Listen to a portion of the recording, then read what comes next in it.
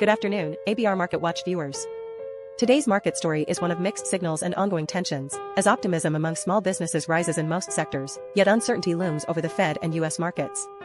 In a recent NFIB survey, we saw increased optimism across construction, manufacturing, retail, and service sectors, with manufacturing being the most optimistic. However, retail businesses reported the least optimism, grappling with inventory issues and supply chain disruptions.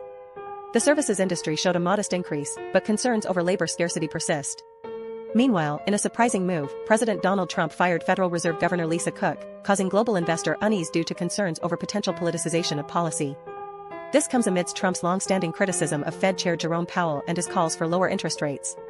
While Cook's departure is not yet confirmed, her immediate termination 2 weeks before the Fed's policy meeting has raised further investor concerns. Despite these tensions, market reactions were relatively subdued, with short-term Treasury yields falling slightly and expectations of potential monetary easing leading to a slight increase in long-term bond yields. The S&P 500 opened marginally lower, while the dollar's index eased slightly.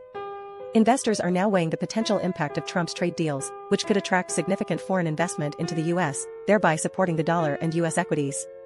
However, concerns about Trump's actions towards other Fed officials persist, with investors watching for further developments regarding the Fed and its monetary policy. The ongoing tension between Trump and the Fed is eroding trust in the U.S. as a safe investment, potentially weakening the dollar's exceptional status as a global reserve currency and challenging the U.S.'s ability to fund its massive debt.